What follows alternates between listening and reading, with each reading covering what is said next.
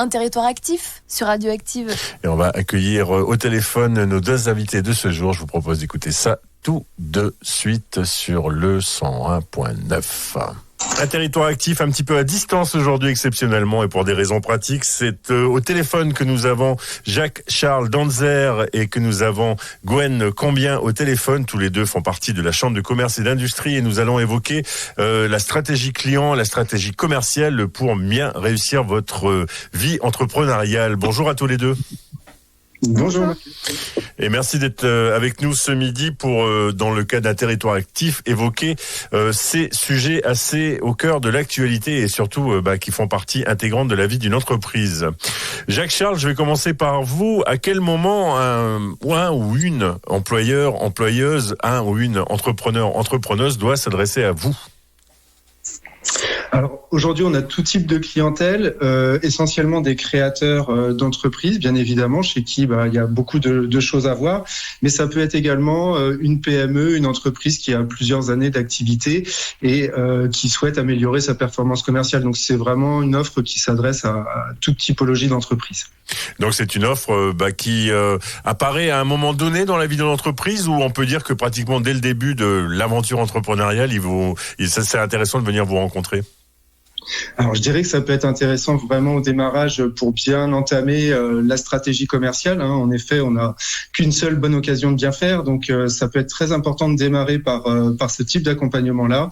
Et encore une fois, sur les entreprises qui ont plus d'expérience, de pouvoir se remettre en question, c'est aussi un plus, notamment donc sur le nouveau programme qu'on a lancé, qui lui parle plus de fidélisation de la clientèle. Et du coup, c'est pas une entreprise toute jeune qui va avoir besoin forcément de fidéliser sa clientèle. Exactement, donc c'est peut-être remettre un petit coup de boost à cette vie entrepreneuriale. Voilà ce qui est un petit peu suggéré ici. On va évoquer justement ces nouveautés. Gwen, je vais vous laisser vous présenter et dire quelle est votre fonction au sein de la Chambre de commerce et d'industrie des Côtes-d'Armor. Oui, donc moi je suis responsable du pôle conseil individuel, donc le pôle en fait qui concerne l'accompagnement des entreprises, donc que ce soit à la création, à la transmission ou l'accompagnement sur des sujets comme la RSE, le numérique, la stratégie commerciale, le RH, le développement durable. On a aussi toute une spécialisation sur des secteurs d'activité particuliers, l'hôtellerie, le tourisme. En ce moment, on travaille beaucoup sur tout ce qui concerne le changement, tout ce qu'on appelle la transition, notamment environnementale, écologique, avec des actions spécifiques aussi aujourd'hui sur des secteurs d'activité. Alors ça peut être sur toute entreprise, mais c'est particulièrement dans les hôtelleries de plein air. Là, on est en train d'aider ce secteur-là à changer ou à réfléchir déjà à sa stratégie environnementale, mais également les commerces ou les entreprises de type plus industriel. Donc là, c'est un peu notre thématique de ce début d'année. Oui. Mais évidemment, on a un diagnostic et un accompagnement à 360 pour toutes les entreprises industrielles, de commerce et de services, puisque c'est la mission de la CCI. Vous venez de prononcer un mot qui, à mon avis, peut un petit peu relier les deux pôles pour lesquels vous êtes aujourd'hui en direct sur Radioactive. C'est finalement c'est l'accompagnement, et puis c'est aussi peut-être tout simplement se poser, regarder autour de soi et voir qu'est-ce qui fait que la société aujourd'hui elle évolue dans un sens ou dans un autre. En tout cas, c'est cette notion de diagnostic qui vous réunit tous les deux, si j'ai bien compris, Jacques-Charles et Gwen. Complètement, et c'est vrai qu'aujourd'hui, mieux connaître ses clients, leurs attentes, anticiper leurs besoins, ça fait partie aussi de nos missions d'analyse, on va dire de prise de hauteur par rapport à un marché. Très très bien. Et du coup, Gwen, on peut dire la même chose. Vous êtes aussi dans cette notion de diagnostic, de finalement se poser et puis un petit peu observer autour de soi. En fait, c'est pour bien répondre aux enjeux des entreprises et du territoire, encore faut-il bien connaître leurs besoins. Donc, et leur permettre d'identifier presque. C'est pour ça que l'intérêt du diagnostic est vraiment fondamental, parce que ça permet de tirer le fil en fait et de constater et d'aider le chef d'entreprise ou l'entrepreneur avec notre effet miroir à se rendre compte qu'il part d'une problématique, mais que finalement il y en a d'autres qui pour lesquels on pourrait trouver des solutions, que ce soit nous ou les partenaires de l'écosystème du département. Donc c'est vrai que la notion de diagnostic et d'analyse du besoin, de toute façon, elle est fondamentale sur tous les sujets qu'on traite. Et ça va totalement avec ce que nous dit relativement souvent Stéphane Herry, qui ne pouvait pas être avec nous ce midi, mais le plus dur pour les entrepreneurs, c'est de, je cite, lever la tête du guidon. Mais là, vous nous dites que c'est absolument fondamental, qu'à un moment donné, il faut peut-être se poser un tout petit peu pour que sa stratégie en termes de clientèle, sa stratégie commerciale, et même pour peut-être faire une mise à jour entre guillemets, pour prendre une parabole un peu informatique. Il est absolument essentiel ce temps que vous proposez de partager avec la Chambre du commerce et de l'industrie. Voilà, c'est vrai que analyser effectivement le besoin, c'est aussi changer nos services, affiner nos services. Et là, c'est vrai que on a développé, mais je vais laisser Jacques-Charles expliquer. On a effectivement développé un nouveau service vraiment lié à la stratégie commerciale. Du coup, Jacques-Charles, pour compléter.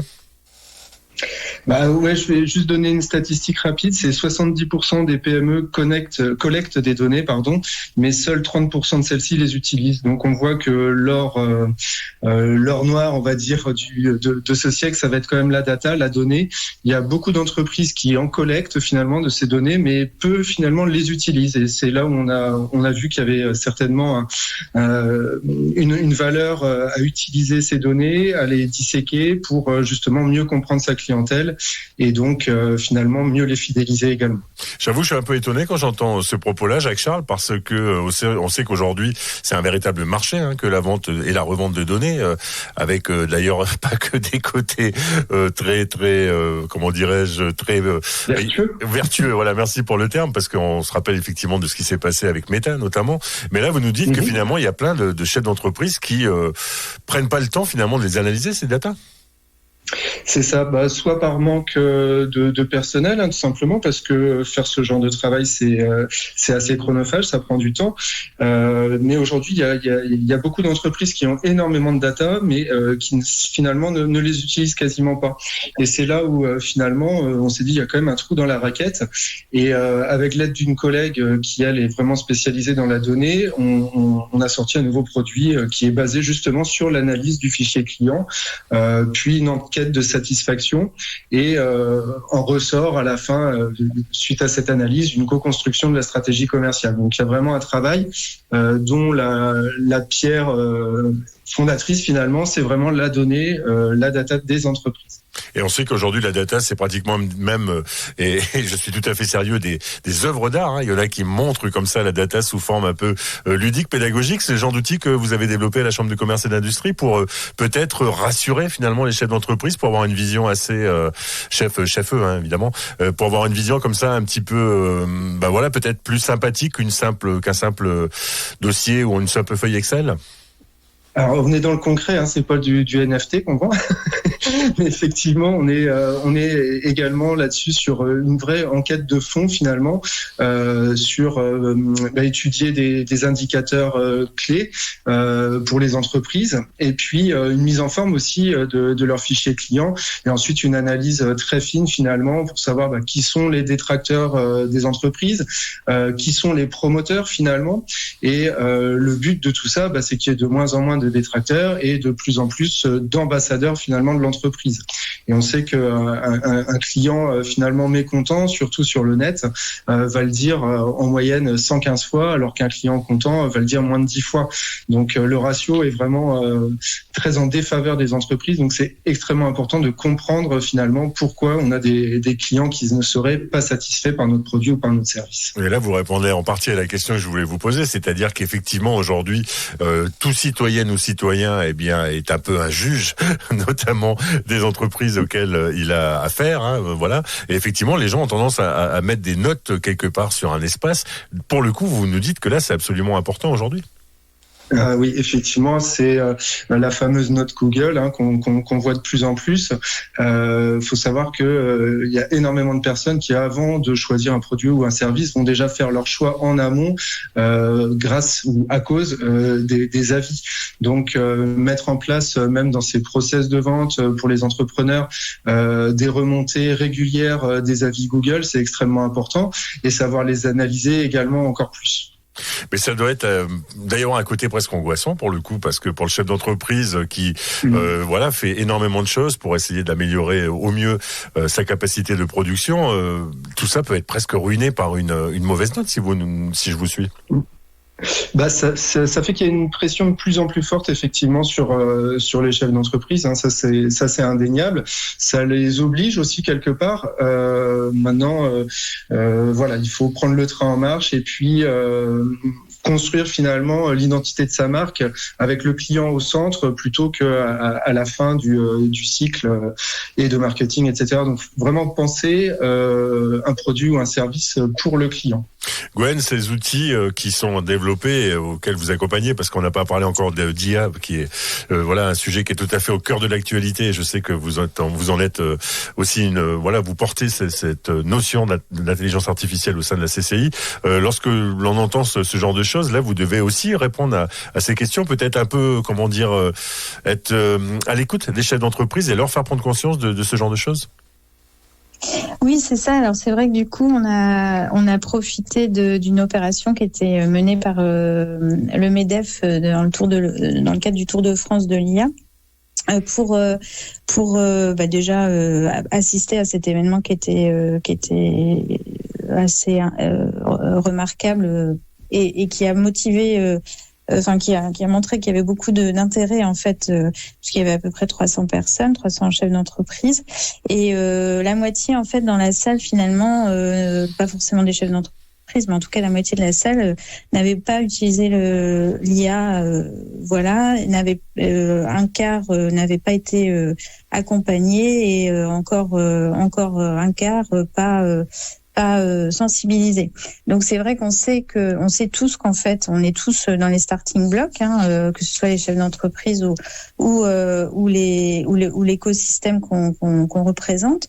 Nous on va organiser effectivement des ateliers à partir de mars en fait, pour l'idée étant justement de partir encore une fois du besoin des entreprises, quels sont les. Alors on n'est pas on reste très pragmatique et concret. Quelque part, c'est pas est-ce que c'est bien, est-ce que c'est mal. C'est finalement ça va arriver. Donc comment on peut en tirer le meilleur bénéfice et réduire le maximum les risques. Donc on va effectivement organiser ces ateliers où on va analyser effectivement les besoins des entreprises. C'est pas forcément de faire le catalogue des outils qui peuvent exister aujourd'hui, parce que c'est vrai qu'on connaît les principaux, et il y en a encore qui vont apparaître. On a vu ça cette semaine. Mais c'est vraiment de voir comment on peut justement redéfinir sa stratégie ou celle de ses clients, de son écosystème, de connaître l'évolution aussi de ses concurrents, etc. sur cette thématique-là. Et donc en fonction de l'IA. Donc on a vu par exemple, on a eu des témoignages d'entreprises comme Opsam, API, qui soit ont pris l'IA comme constituant de leur ADN et de leur nouveau process, ou API pour faire en sorte de changer les process des clients qui, eux, ont gagné, par exemple, une laiterie avait gagné 15% de productivité grâce à l'intelligence artificielle.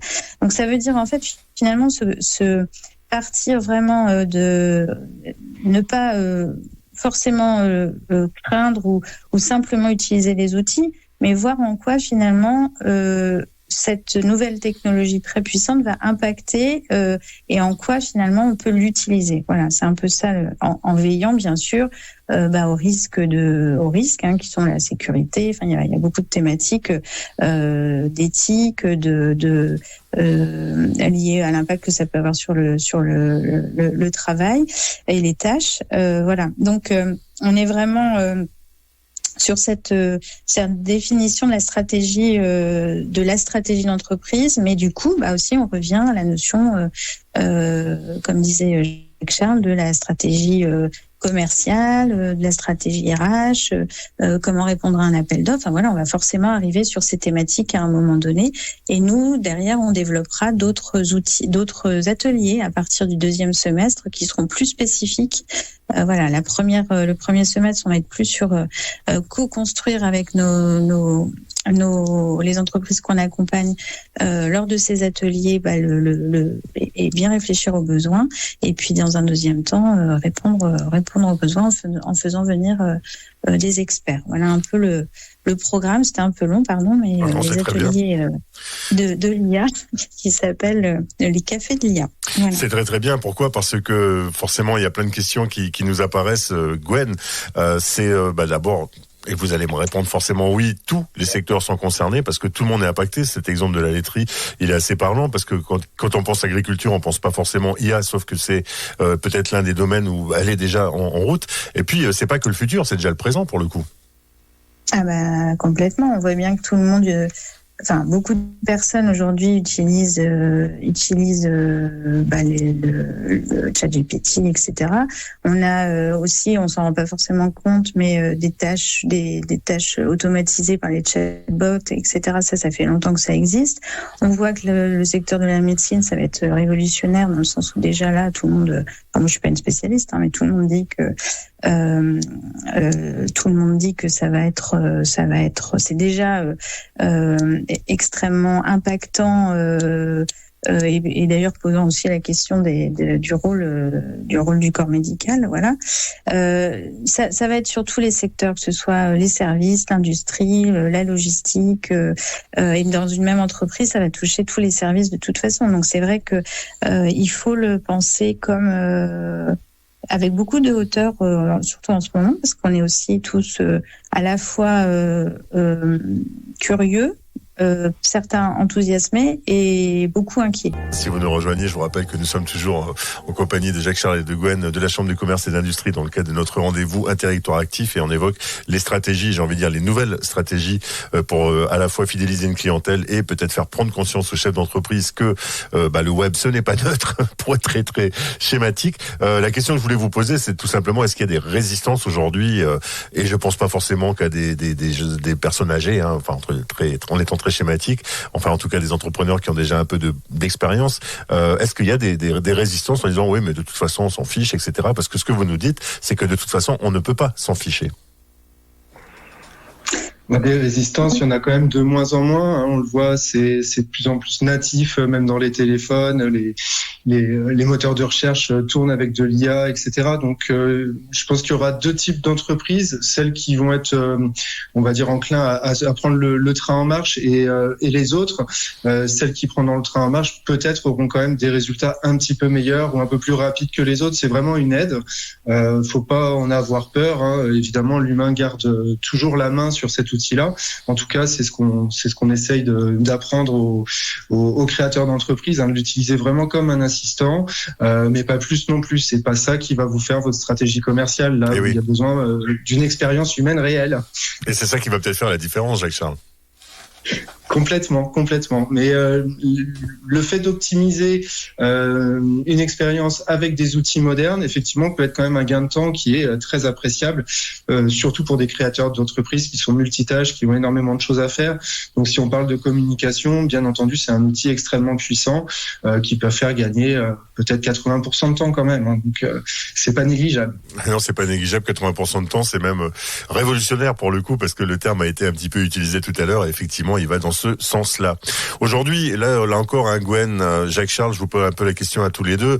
On en est à la fois, c'est bien engagé, mais on reste quand même au début de l'IA et de ses stratégies commerciales et de ses notations. Alors ça, c'est peut-être un peu plus ancien que les citoyens ont pris l'habitude de noter des entrepreneurs, mais des entreprises, pardon. Mais justement, aujourd'hui, est-ce que vous avez quand même une vision un peu globale au-delà? Si vous développez des nouveaux outils à la Chambre du commerce et de l'industrie, c'est aussi pour avoir une vision un peu future de tous ces développements.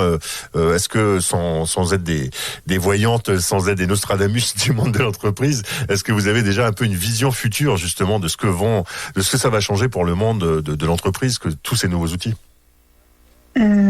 Personnellement, Joker, je ne sais pas. Non, chaque chose, je sais pas. Tu prends pas de risque. Bon, je peux te dire, je saurais pas non plus comment répondre à la question très pointue de Marcus. Je suis désolé. Non, on va faire un double Joker. C'est vrai qu'on n'est pas des spécialistes en IA non plus. Maintenant, comme dit précédemment, c'est vraiment extrêmement important. Nous, ce qu'on fait, c'est tout simplement, on démystifie un petit peu la chose. On montre quelle est la bonne utilisation, en tout cas ce que l'on pense être la bonne utilisation de ces outils-là. Et après, c'est les gens qui prennent le train en marche ou pas. Mais clairement, aujourd'hui, c'est vrai que les gens qui ont des réticences à l'origine, finalement, quand on leur montre une bonne utilisation de ces outils-là, ils voient tout de suite concrètement dans leur métier à quoi ça va leur servir tout de suite. Donc vous êtes aussi des pédagogues finalement dans vos fonctions respectives. C'est ça, on a une casquette de formateur, hein, donc effectivement on forme, que ce soit formé à la stratégie commerciale, à la stratégie de communication ou à la bonne utilisation de l'IA. Tout ça, ce sont des choses complètement connexes finalement, et vous pouvez trouver un appui auprès des conseillers de la CCI. On va donner évidemment tous ces contacts à avoir. Mais tout à l'heure, Gwen, vous évoquiez à la fois le monde de l'hôtellerie qui est pleinement concerné. On en a une vision assez juste. On a évoqué aussi le monde de l'agriculture. Ça, ce sont des secteurs qui sont aussi des secteurs de proximité. On sait que la Chambre de commerce et d'industrie des Côtes d'Armor, c'est celle qui vient sur Radioactive. C'est normal, on est dans les Côtes d'Armor. Mais tous ces futurs outils s'adressent finalement à tout type d'entreprise. C'est aussi ça le message. Voilà, alors c'est vrai que du coup, on a pas mal d'actualités sur des sujets. Là, on a lancé le trophée du commerce qui en fait est une première édition portée par le réseau. L'idée, c'est de mettre à l'honneur des professionnels du commerce, du service et des restaurateurs qui innovent, qui savent aussi s'adapter à l'évolution des modes de vie et de consommation de leurs clients, et puis qui sont prêts ou qui ont déjà commencé à relever le défi de la transition écologique ou de la réutilisation des centres-villes, ou justement qui se sont adaptés avec du e-commerce, etc. Donc on a ce trophée du commerce là qui sera n'hésitez pas si vous êtes commerçant ou restaurateur à revenir vers nous rapidement, parce que on aura l'occasion effectivement de remettre ce trophée régional le 20 mars à Saint-Brieuc. Donc on a la chance d'organiser cet événement à la CCI des Côtes d'Armor. Et puis en juin, on aura également le trophée du commerce qui sera remonté sur le plan national. Donc avec pour les vainqueurs, enfin les qualifiés, on va dire, une belle renommée médiatique notamment. Voilà, il y aura beaucoup d'opérations de presse, etc., qui permettront de valoriser les entreprises justement, les commerçants innovants. Bien sûr, et on en parlera. Et c'est vrai que toujours pour répondre, pardon. Non, je disais, on en parlera ici forcément de ces trophées. Toujours, je vous ai coupé, Gwen. Non, pardon. Et toujours pour dire qu'effectivement, on touche tout secteur d'activité. On a aussi à la CCI le dispositif Plateau qui est animé par Magali Gidio, qui en fait va remonter un groupe là, pareil, au mois de juin, qui donc sur Saint-Brieuc et Lamballe.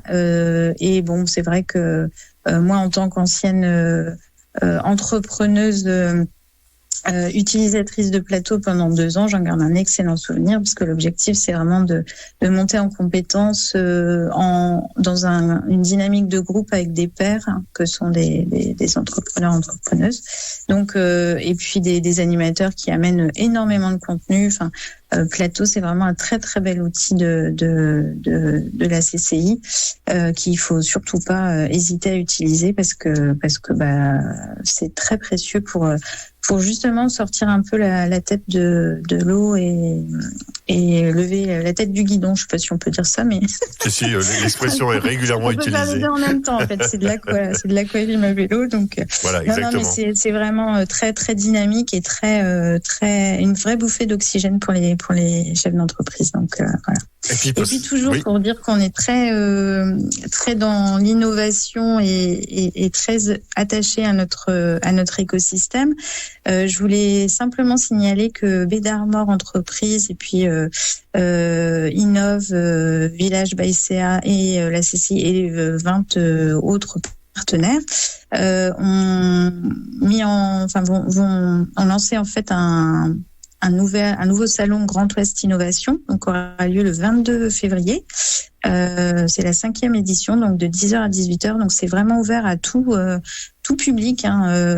L'idée, c'est vraiment de montrer les produits et services innovants d'un salon de start-up en fait. Donc de l'ouest de la France, donc Bretagne, Normandie et Pays de Loire. Voilà, donc c'est vrai qu'on est sur des thématiques. On va avoir une quarantaine d'entreprises donc au Carré Rosingar, au port du Légué, qui tous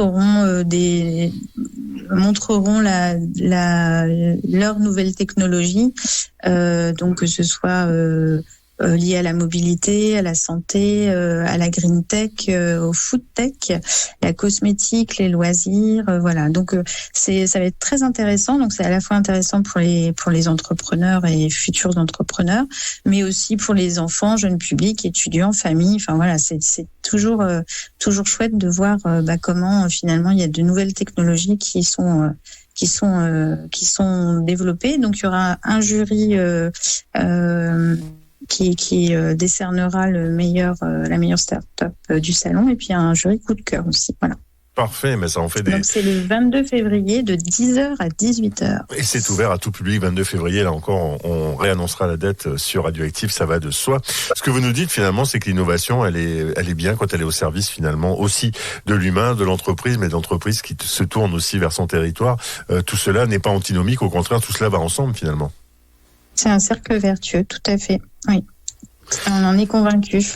Et Jacques Charles, évidemment, vous êtes là pour convaincre aussi les autres, mais en tout cas, on sent que tous les deux vous êtes vraiment convaincus par cette mise, je me répète, cette mise au service du citoyen, du chef d'entreprise, de ces à la fois de nouvelles technologies et puis aussi de cette nouvelle manière finalement de concevoir l'entrepreneuriat. Complètement, et travailler sur les convictions, c'est extrêmement important également lorsque l'on parle de stratégie commerciale. Un bon vendeur doit être convaincu, donc on tâche de montrer l'exemple aussi. Et quel que soit le secteur d'activité qui est le sien, ça va de soi aussi. Donc les prochains rendez-vous, on les a donnés tout à l'heure. Si on veut se renseigner sur tout ce que l'on vient d'évoquer en termes de stratégie clientèle, si l'on veut avoir quelques renseignements, le mieux c'est le site de la CCI. Voilà, c'est ça. Si vous voulez aussi, c'est contacter par mail sae@cotedarmor.cci.fr. Puis on a un numéro de téléphone aussi, mais ça vous le trouverez sur Internet. Sinon, je peux le donner. Mais allez, alors, allons-y. La radio reste un beau réseau social. 02 96 78 62 00. Ah c'est pas mal. 78 62 00, ça se retient. Jacques Charles, est-ce que vous vouliez rajouter quelque chose ? Écoute, déjà merci pour l'invitation. On est ravis de pouvoir toujours faire parler de la CCI des Côtes d'Armor sur vos antennes. Simplement également pour tous les entrepreneuses qui seraient en travailleurs non salariés, sachez que vous avez la possibilité d'être accompagné via l'AGFIS. C'est gratuit pour toute prise en charge avant le 15 mai 2025. Donc si vous êtes dirigeant, travailleur non salarié, que vous cotisez à l'AGFIS, sachez que vous pouvez être accompagné par nos services sur tout ce qu'on a dit aujourd'hui, et ce sans aucun coût pour vous. Et ça, c'est essentiel, accompagner gratuitement. Bah oui, c'est gratuitement, et ça, c'est pas mal aussi. Bah ouais, pour le coup. Enfin, c'est la GFIS qui paye, mais pour pas les entrepreneurs. Mais en tout cas, c'est aussi pour rendre service et surtout pour développer ces magnifiques Côtes d'Armor, le territoire sur lequel on travaille et que je découvre encore plus aujourd'hui, territoire encore plus innovant grâce à tout ce que vous nous avez dit. Gwen Cambien et Jacques-Charles Denzer. Jacques-Charles Denzer, il fallait que je la fasse à un moment donné. C'est normal. Merci à tous les deux. Jacques-Charles, on se retrouve au moins dans quelques temps, au mois de mai, puisque vous allez revenir pour parler de Café IA.